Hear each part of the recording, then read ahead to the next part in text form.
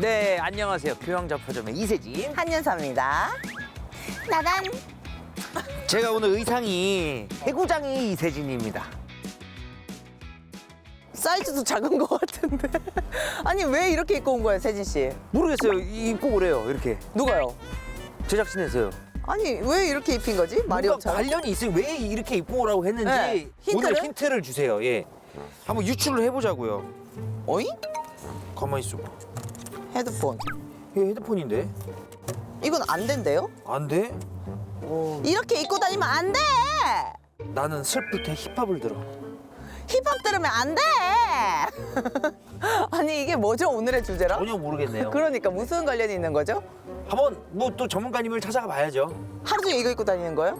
그렇게 어떡하지? 좀 조금, 떨어져서 오세요. 부끄러우니까. 같이 좀 가. 먼저 가겠습니다. 같이 가요. 네, 부끄러워요.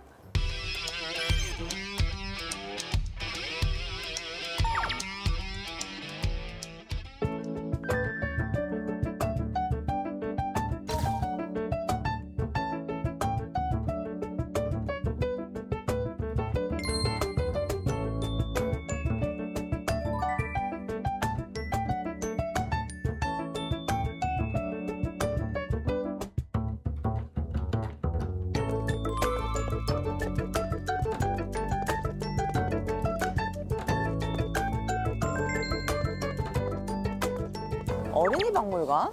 왠지 계실 것 같은데? 전문가님이신 것 같은데? 전문가님? 안녕하세요. 안녕하세요. 반갑습니다. 반갑습니다. 반갑습니다. 자기소개 좀 부탁드릴게요. 네, 저는 동화와 청소년 소설을 쓰고 있는 이송현이라고 합니다. 야, 우리 이성현 작가님. 반갑습니다.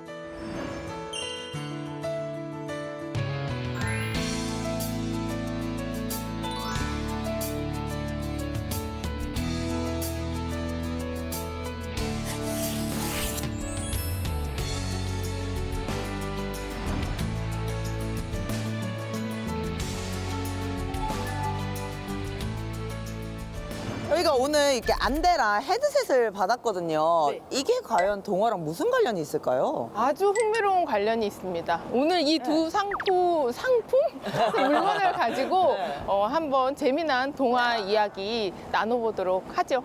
가시죠. 좋아요, 좋아요. 가시죠. 네. 네. 여기요?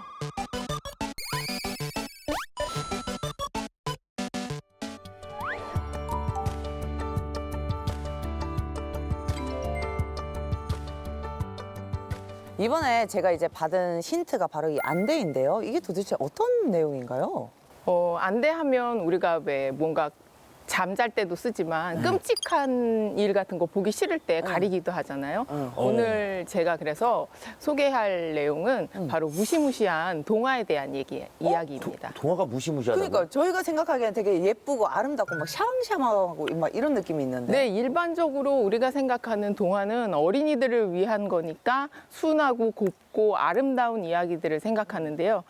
우리가 살펴보면 굉장히 예상하지 못했던 끔찍하고 또 잔인한 이야기들이 숨어 있다는 거를 오늘 아마 살펴보실 수 있을 거예요. 잔혹동화, 잔혹동화. 재밌겠다. 그치? 예전에 개콘에도 이런 코너가 있지 않았나요? 제가 했었죠. 어른들을 이세진 위한 씨가 동화. 있었구나. 네, 맞아요. 맞구나. 잔혹동화 이런 게 있었어요. 변사또가 이 짝사랑하고 준양이 약간 그런 거였어요. 맞아요. 네. 그러면 그 뭐 좀 저희가 들을 만한 이런 동화가 있을까요? 네, 제가 본격적으로 얘기하기 전에 무시무시하지만 교육적인 이야기를 세 편 해드릴 건데요.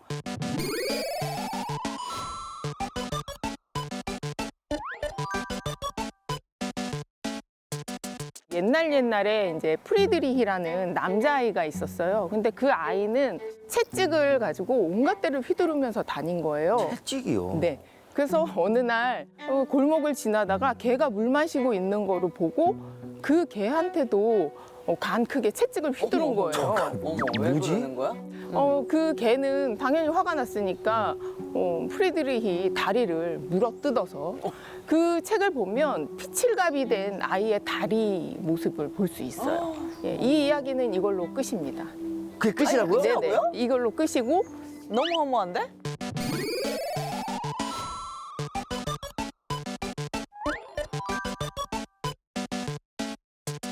두 번째 얘기는 새 아이가 나와요. 어느 날 길을 가는데 한 흑인 아이를 발견하게 돼요. 그 흑인 아이를 보고 이 새 아이가 따라가서 놀려요. 아, 이 새카만 아이, 잉크병처럼 새카만 아이라고. 그걸 지켜본 지나가던 성인 니콜라스라는 분이 너무 화가 나서 너희들도 똑같이 당해라 해서 잉크병에 이 아이 셋을 다 집어넣어서 그 지나간 흑인 아이보다 더 새카맣게 만들었다는 와, 기괴하다. 기괴한 이야기가 있습니다. 오, 재밌다. 근데 좀 이게 계속 빠져드네. 그러니까.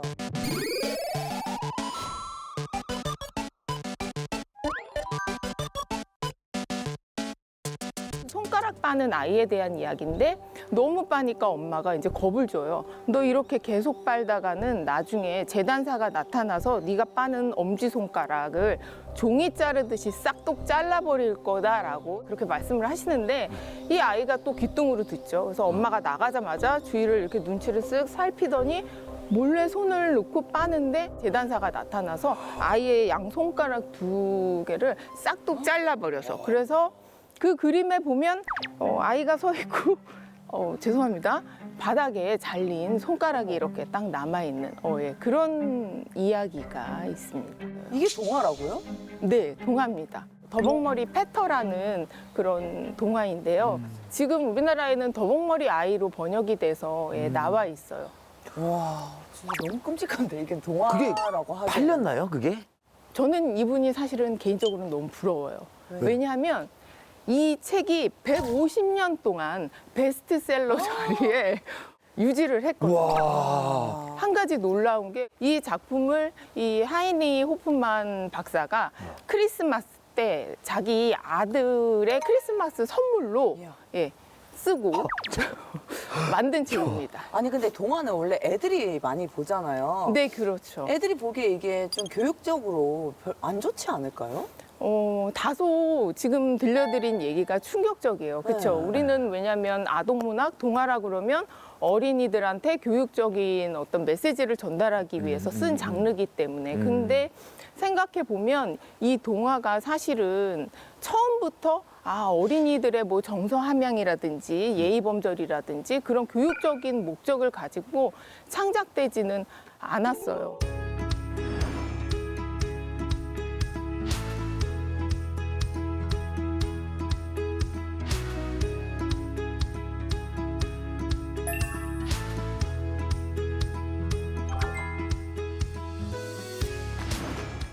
두 분께서 아시는 동화 작가, 유명한 동화 작가 작가요?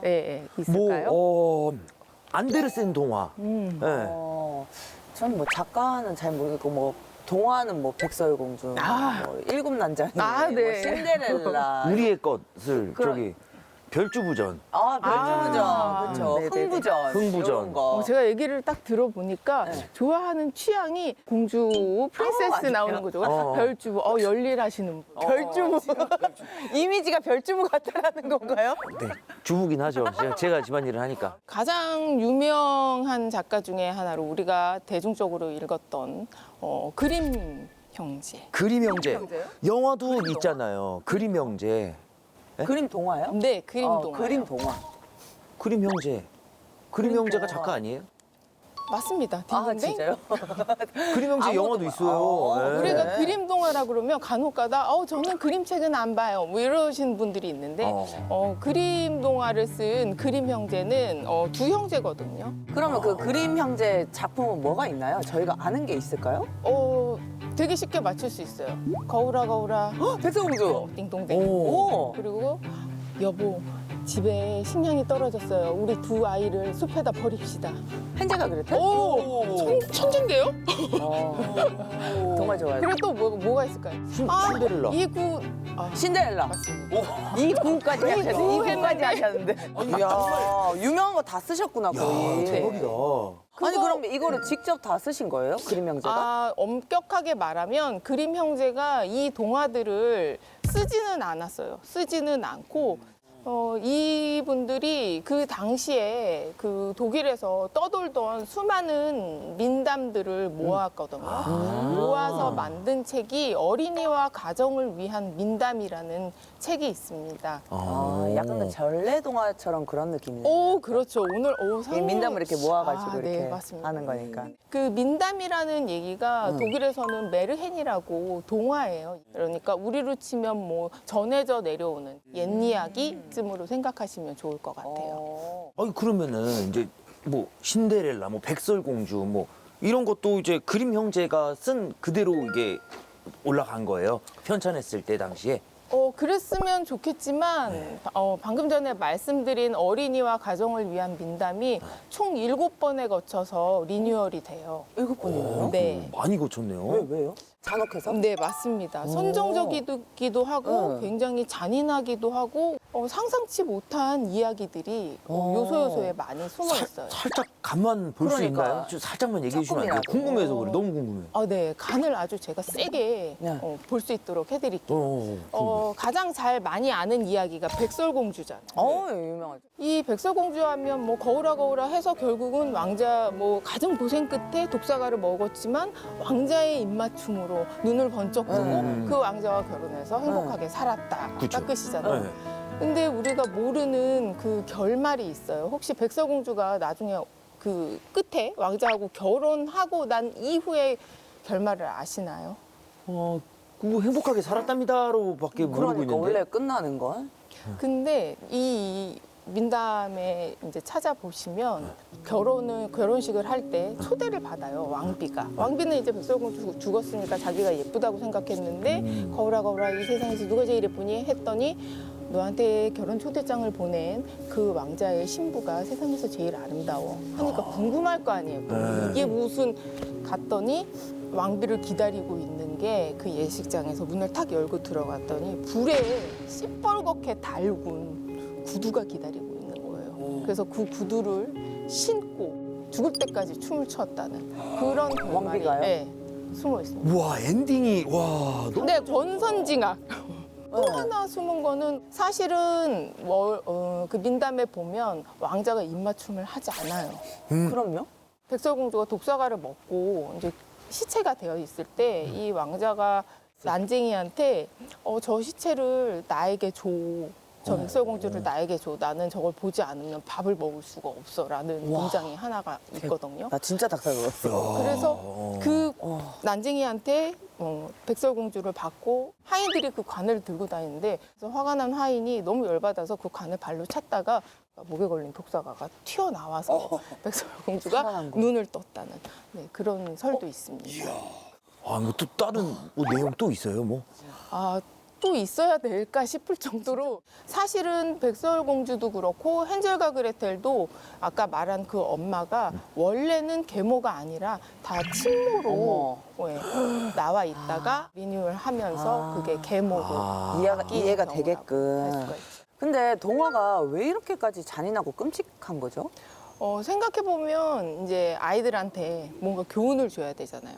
보다 더 직접적으로 세게 아무래도 메시지를 강하게 말하면 아이들이 더 잘 말을 빨리 듣지 않을까 하는 데서 일종의 충격요법 같이 이런 그럴 이야기가 수도 나올 수도 있겠다. 있겠다 싶은 생각 들어요. 근데 이걸 들으니까 꼭 마치 동화가 아이들을 위한 게 아니라는 생각도 들어요. 그리고 사실은 이 옛 이야기들이 아이들한테 처음부터 읽히려고 만들어진 게 아니고, 그러니까 유럽 중세 때 프랑스 같은 경우는 이제 궁정에서 가신들 사이에서 이 민담 옛 이야기들이 서로 이렇게 막 향유했던 그런 것들이에요. 그러니까 어떤 궁정 예법도 있을 것이고 도덕적인 질서. 한편으로 보면 뭐 왕이 자신의 위험을 위해서 궁중 가신들에게 이런 민담 같은 거를 좀 잔혹하게 설명해 줌으로써 이런 예절을 지켜라. 이런 선은 넘지 말아라. 뭐 이런 식으로 해서 이야기들이 향유됐는데 그 이야기들이 이제 점차 교육적인 방법으로 하다 보니까 이제 시대가 흘러서는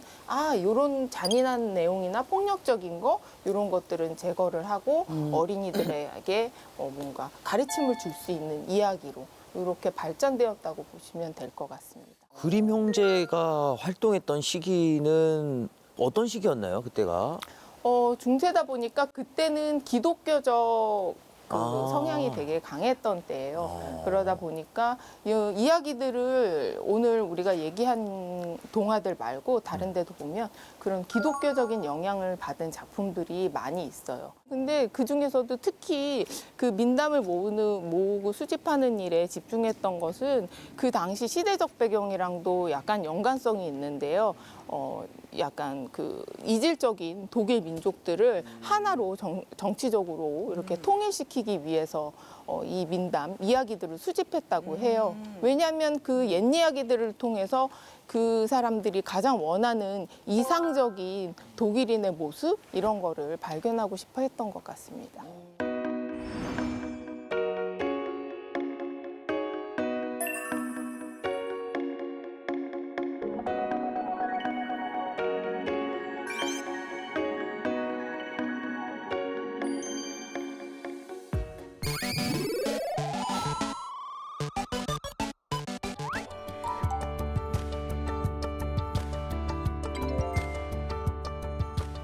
자, 이번엔 제 차례입니다. 제가 받은 이 힌트가 바로 헤드셋이에요. 요거는 무슨 의미가 있을까요? 스테레오 타입이라고 혹시 들어보셨어요? 들어봤죠. 네. 뭔데요? 그 옛날에 전축에 있던 거잖아요. 스테레오 돌비 5.1 채널. 저도 5.1. 들어봤죠. 맞죠? 그거 아닌가요? 그건 아니고요. 어떤 특정 집단에 대해서 사람들이 갖고 있는 고정관념 이런 것들을 의미합니다. 혹시 여러분들이 동화 보면서 그 수많은 캐릭터들 보게 되잖아요. 네. 그 캐릭터들에 대해서 갖는 고정관념이라는 게 있을까요? 일단은 주인공은 조금 착해야 돼요. 그 좀 뭔가 용감해야 예쁘고. 되고. 용감해야 되고. 뭔가 신비롭고 항상 그 고난과 시련이 있고. 그렇죠. 그리고 그 고난과 시련을 반드시 극복해야 돼요. 맞아요. 그리고 해내고야 말죠. 결국에는.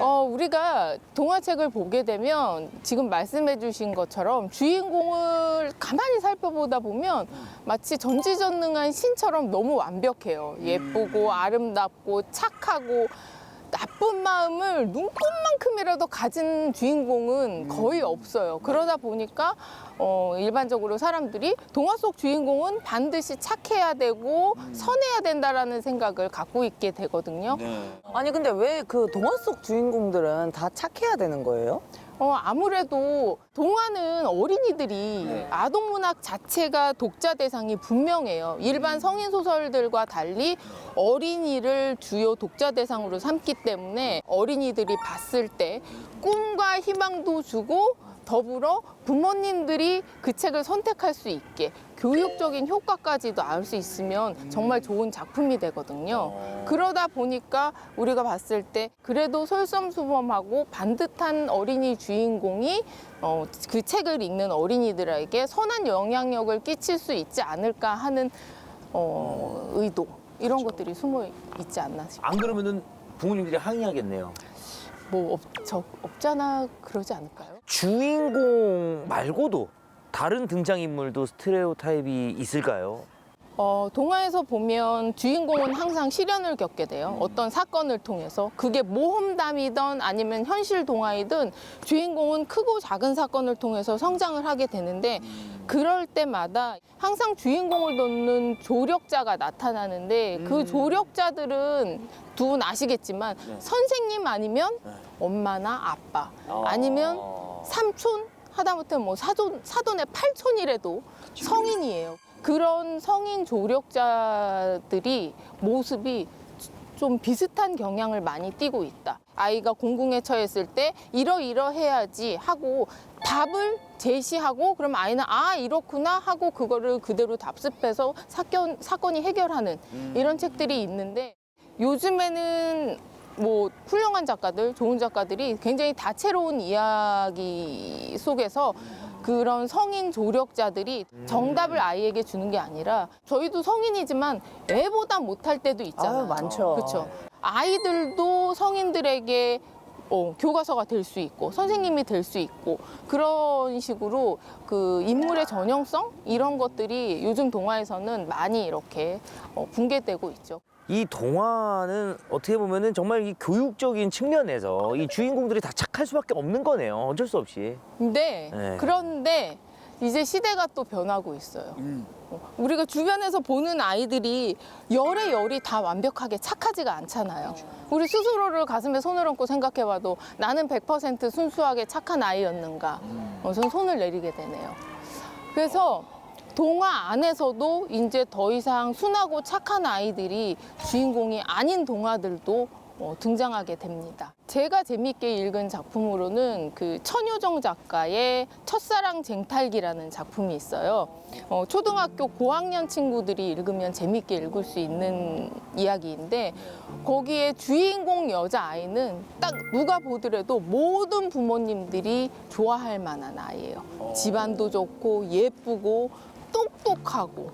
근데 사립 명문학교로 딱 전학을 가게 되면서 거기에 이제 무리가 있을 거 아니에요? 근데 그 무리를 밟고 내가 올라서려면 어떻게 해야 되는지가 사람을 보면서 그 환경을 보면서 모든 행동이 계산이 돼요. 파악이 되는 거예요. 그러면서 내가 이럴 때는 이렇게 말을 하면 얘가 나한테 호감을 갖겠지? 이렇게 하면 어떻게 되겠지? 그래서 하는 행동 하나하나가 아이의 순수함이라기보다는 그야말로 철저한 계산에 의해서 그다음에 자기가 원하고자 하는 것을 얻기 위해서 움직이는 굉장히 어떻게 보면 전략적이고 여우네요, 여우. 그렇죠, 여우. 그렇죠. 네, 여우지. 귀여운 여우? 그거는.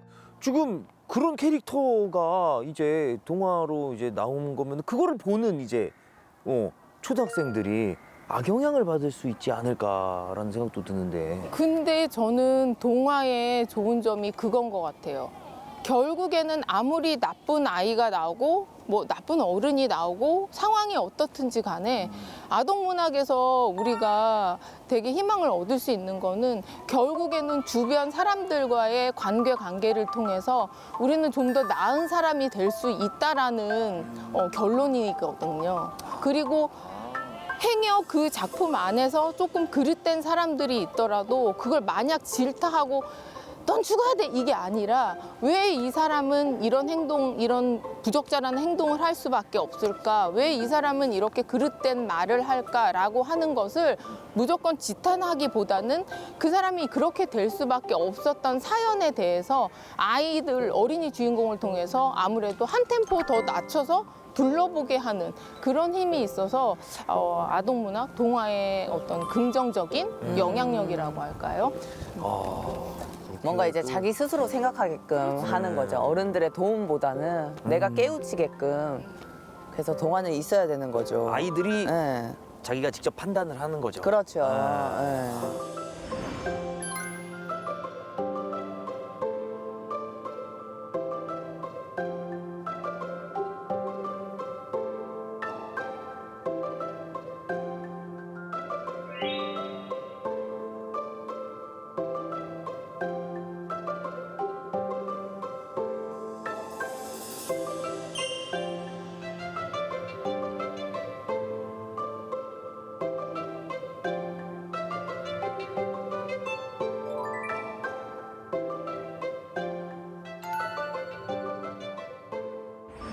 그 시점에 따라 달라지잖아요. 주인공 말고도 다른 사람의 시점에서 이렇게 막 그런 것도 있지 않아요? 우리가 기존에 알고 있는 동화들 있잖아요. 그 동화들을 완전히 새로운 관점에서 다시 쓰기 하는 작업들이 최근 들어서 많이 이루어지고 있어요. 대표적인 예로 고전 동화 다시 쓰기 이런 작품들이 조금 많이 등장을 하고 있는데 흥부전 다 아시잖아요. 보셨을 때 마냥 그냥 흥부가 가엾고 좋았나요? 어렸을 때는 그냥 주인공이라 그냥 좋아했던 것 같아요, 그냥. 저는 어렸을 때 흥부전 보면서 그렇게 욕을 하면서 봤거든요. 흥부는 12자식의 아버지잖아요. 근데 아이들한테도 자존심이라는 게 있거든요.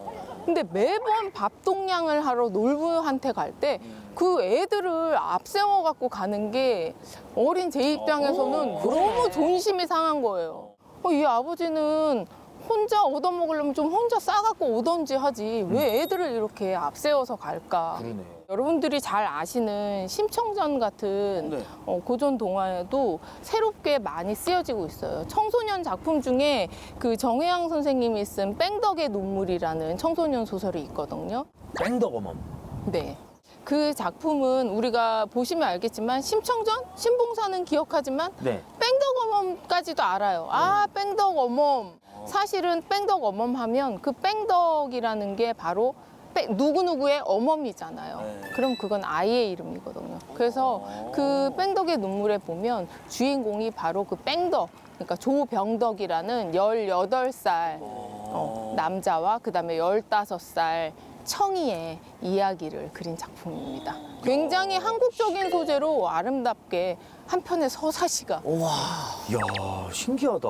그러니까. 그런 관점으로도 할 수가 있구나. 그럼 요즘에는 어떤 사람들이 그 아동 문학에 등장을 하나요? 여러분들 다 아시는 김여령 작가의 완득이. 오, 영화로도 나왔잖아요. 야마토 헌드. 네네네. 야마토 헌드.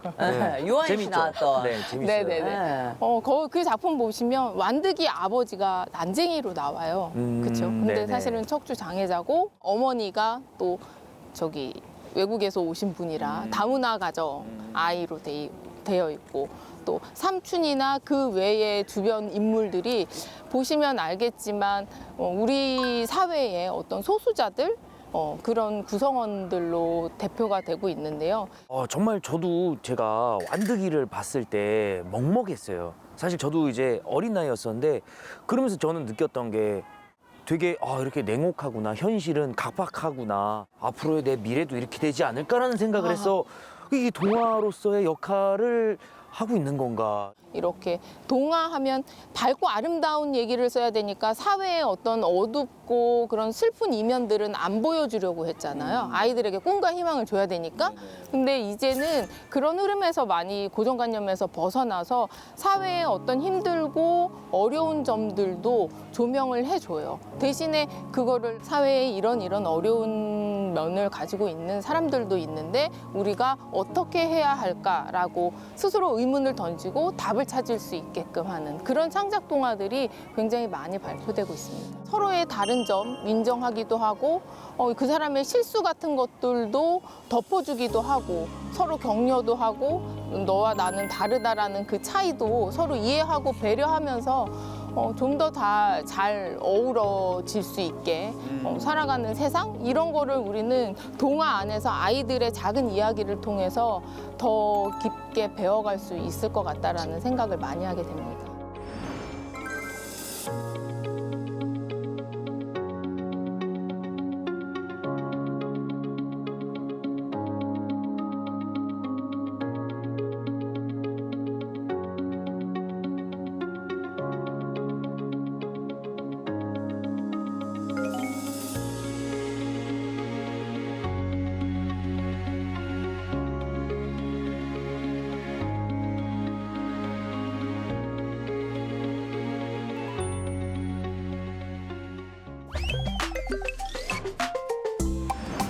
동화가 그냥 순수하고 그런 건 줄 알았더니 좀 잔혹하고 무섭고 약간 이상한 감정이 들어요. 그러니까 더 재밌지 않나요? 재밌긴 했어요. 그렇죠. 네. 우리가 맨날 막 아름답고 너무 예쁜 것만 하면 또 그것도 심심하잖아요. 맞아.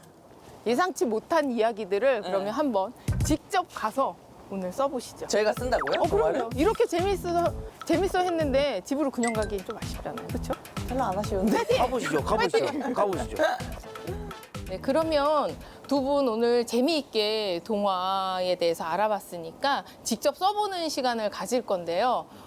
거창하게 여러분들이 아이가 됐다고 생각해서 오늘의 일기를 절대 길지 않게 날이 몹시 시원하니까 네. 5줄 정도 안에서 몹시 써보는 시원하니까. 시간을 갖도록 하겠습니다. 알겠습니다. 자, 그냥 딱 굵고 임팩트 있게 짧게.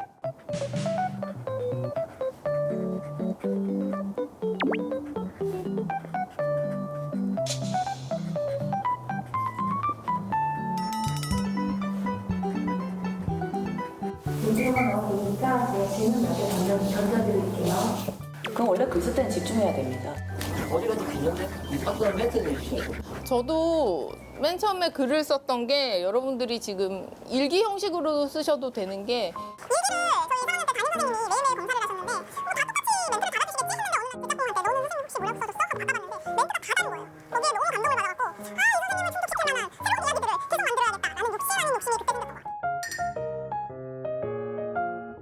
뭐 저부터 발표할까요? 네. 세진이의 일기. 오늘 코인이 떡상했다. 나는 우주선을 타고 화성에 갈 것이다. 람보르기니를 타고 우주선 작장 주차장에 주차할 것이다. 시간당 6,000원 플렉스.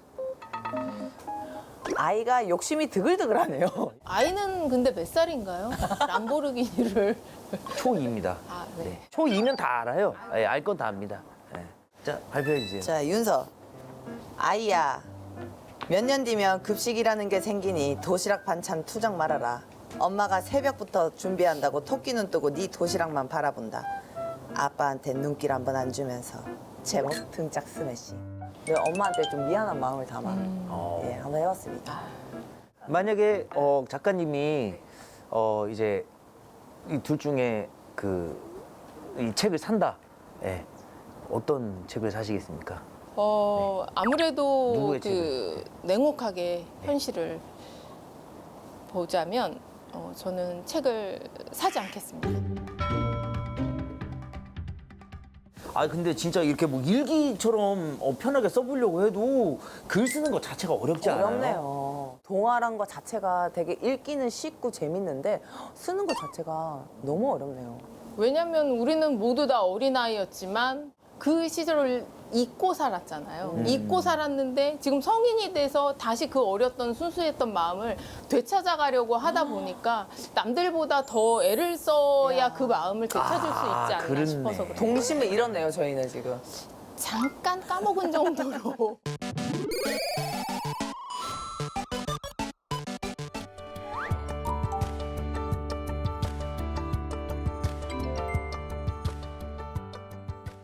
자, 이번에는요, 전문가님이 준비한 상품을 이제 저희가 볼 차례인데 어떤 걸 준비를 하셨을까요? 자, 제가 아주 추억의 물건을 가지고 네. 왔습니다. 자, 이세진. 네. 네. 명찰이네. 한윤서. 네. 와, 이거 진짜 오랜만인데?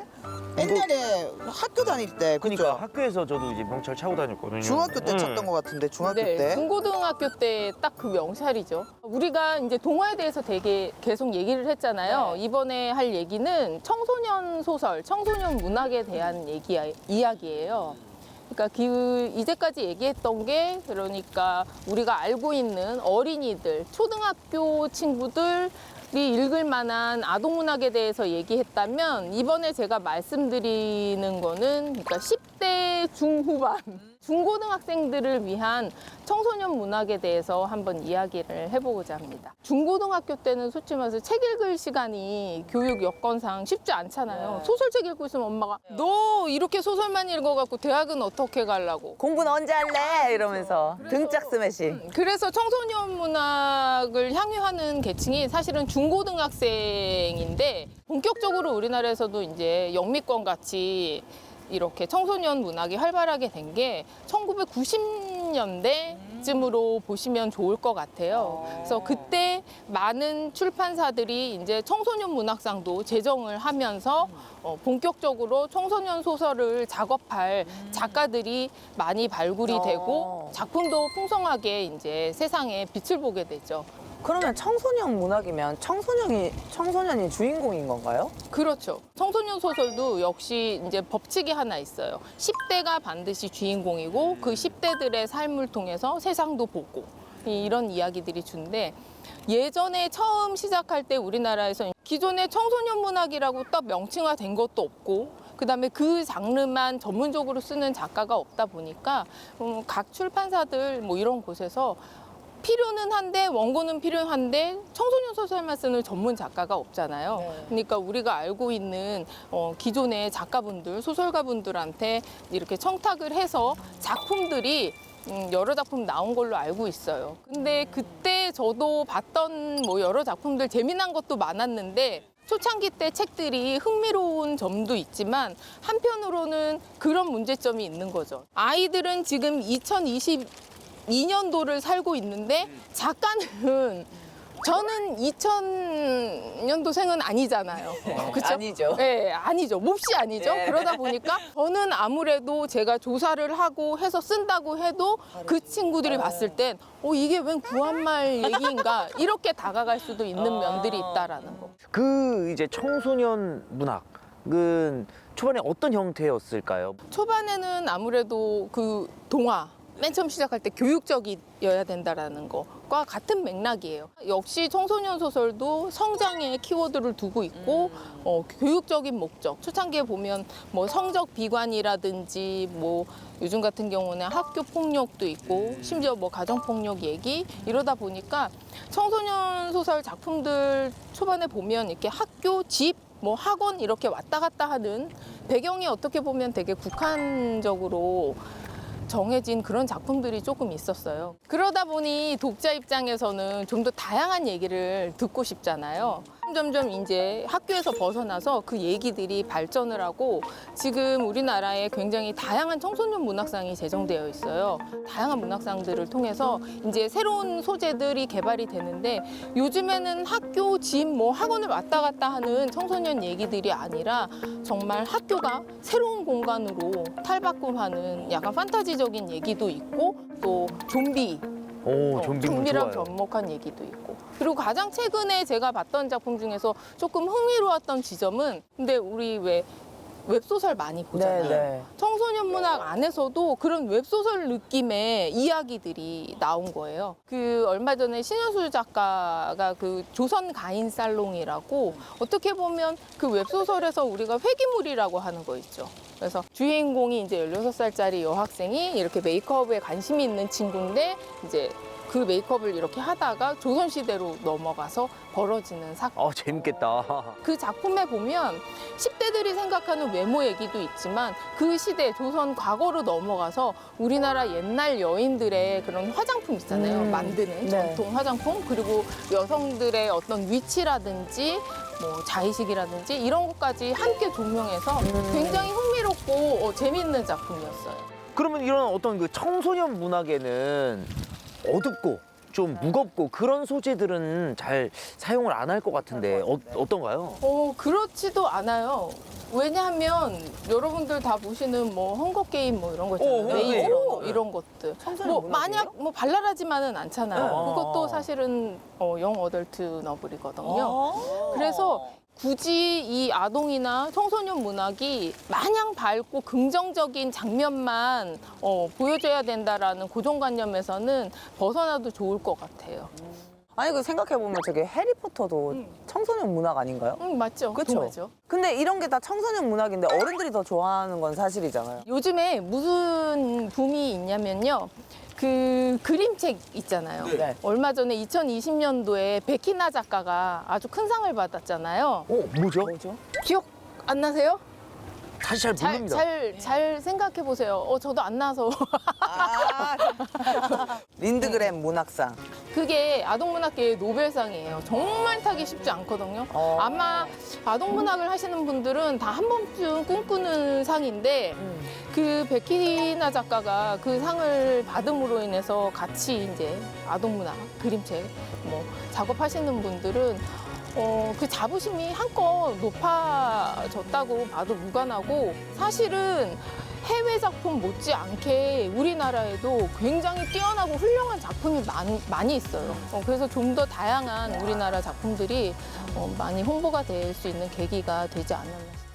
아니 그러면 이게 청소년 문학이 더 발전돼야 되는 이유가 있다면 뭐가 있을까요? 저는 개인적으로 우리나라 청소년 문학, 아동 문학에 되게 가능성을 많이 보고 있는 게 영미권에서는 영상 콘텐츠로 2000년대 초반에 굉장히 많이 관객들에게 선을 보였어요.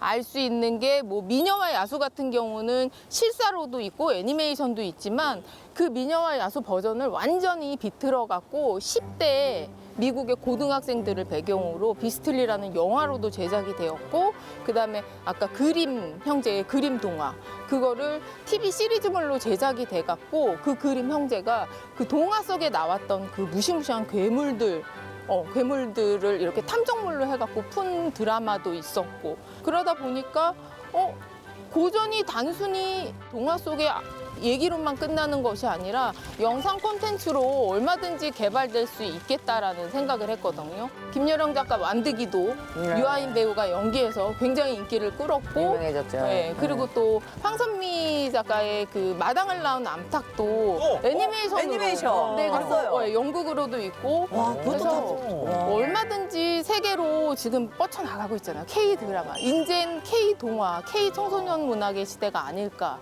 제가 여러분들한테 꼭 드리고 싶은 말은 단 하나예요. 아동 문학이 초창기에 이렇게 발전할 수 있었던 계기, 그다음에 순기능은 어린이들을 좋은 교육 통해서 도덕적인 어떤 가치관이라든지 그런 거를 가르치기 위한 거잖아요.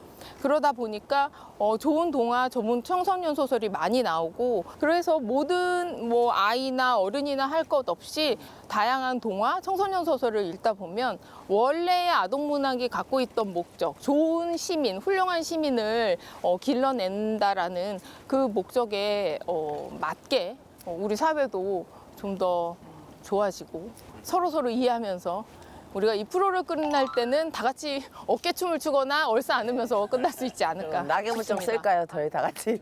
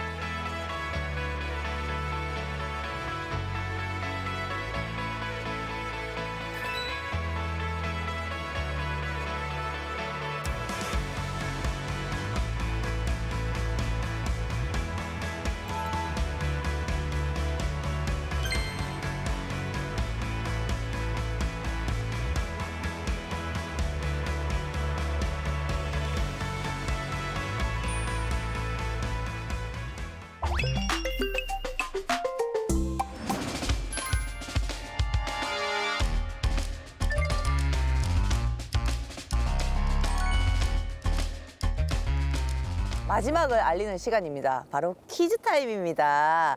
오늘 작가님은 저희를 위해서 어떤 문제를 준비를 하셨을까요? 우리가 또 동심으로 돌아가자라는 의미에서 여러분들에게 받아쓰기 시간을 받아쓰기. 네. 아하. 자신이 없는데. 파이팅입니다. 세종대왕이 지켜보고 계십니다. 어허. 세종이 형님. 네.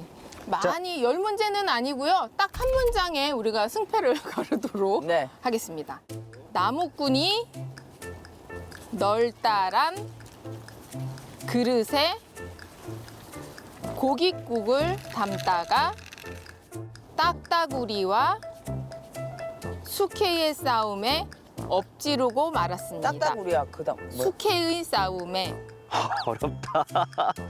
참고로 대한민국 초등학교 1학년이라면 다 맞출 수 있는 문제라고 믿어 의심치 않습니다. 1학년이면 저보다 한 22살 어린데. 그렇죠. 우리 귀여운 친구들. 하나 정도 헷갈려도 괜찮아요. 자, 됐습니다. 네. 나무꾼이 널다란 그릇에 고깃국을 담다가 딱따구리와 숙개의 싸움에 엎지르고 말았다. 그 세진 씨가 일단 보고. 아니, 자, 뒤집으세요, 일단. 아니 제가 잘 못 들었어요. 아, 들었어요? 아니 제가 아, 일단 보세요. 보고 다시.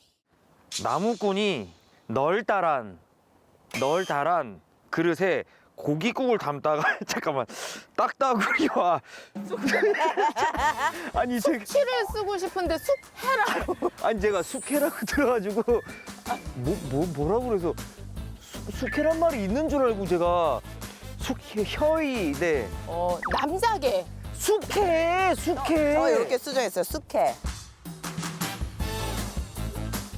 그럼 하나 더 하죠? 하나 더 할까요? 하나 더 하세요. 네. 띄어쓰기 포함입니다. 네, 짧은 걸로. 짧은 거 드릴게요. 네. 말 안 들으면 쫓겨나요. 말 안 들으면 쫓겨나요. 되나요? 네. 자, 저 먼저. 말 띄우고 안 들으면 띄우고 쫓겨나요. 말 띄고 똑같잖아요. 나랑 똑같은데. 안 띄고 아이 뭘 안 띄웠잖아. 누가 봐도 안 띄웠잖아. 그러면 지금. 띄어쓰기 문장보호를 표시해요, 빨리. 아니에요. 얘 지금 말 띄고 안 띄고 들으면 띄고 쫓겨나요. 근데 얘 억지예요. 아니야 맞아. 내 거 보고 안 이거 했잖아. 가위가위보 하자. 세지야 가위가위보 하자. 알겠어. 안 내면 벌칙 가위가위보. 안 내면 벌칙 가위가위보. 안 내면 벌칙 가위가위보. 안 내면 벌칙 가위가위보.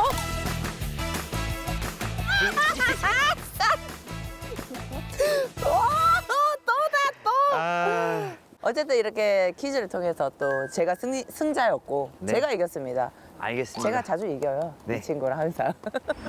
자, 오늘 저희가 이제 동화에 대해서 한번 얘기를 나눠봤는데요. 작가님은 어떠셨어요? 저는 생각보다 굉장히 즐거운 시간이었어요. 네. 받아쓰기 두 분 틀리는 것도 보면서 아 대한민국의 미래는 밝구나.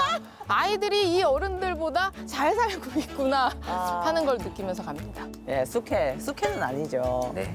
네, 숙회는 아닙니다. 식혜도 아니고, 그렇죠? 굉장히 즐거운 시간이었고 대한민국에 지금 많이 나와 있는 여러 동화, 청소년 소설들이 앞으로 세계로 쭉쭉 뻗어나가서 전 세계의 10대 친구들, 어린이 친구들과 함께 향유할 수 있는 좋은 문화 콘텐츠로 자리 잡았으면 하는 바람입니다. 예, 저희도 어른이지만 앞으로 이제 동화를 더 사랑하고 많이 보고 이제 홍보를 하도록 하겠습니다. 자, 그러면 저희는 다음 이 시간에 또 다시 찾아뵙도록 할게요. 교양잡화점으로 놀러오세요. 돌쇠야, 예, 마당을 맞아. 쓸거라. 예 많이 알겠습니다. 많이 그 패딩 어디서 나셨습니까요? 왜 그러냐? 먼저 끝났다고 그렇게 혼자 패딩을 입고. 빨리 쓸어. 세진 때문에 깨끗해졌네. 세진 씨, 에 비켜. 제작진을 쓸고 싶어 하는 것 같은데. 힘들어 보내줘. 이럴 수가 럴스럴스 이럴 수가. 마지막은 제가 직접 백조가 되는 거예요. 뛰어들게요. 도대체. 경박스럽다. 아 근데 잘하고 계세요. 표정 굿. 굿샷.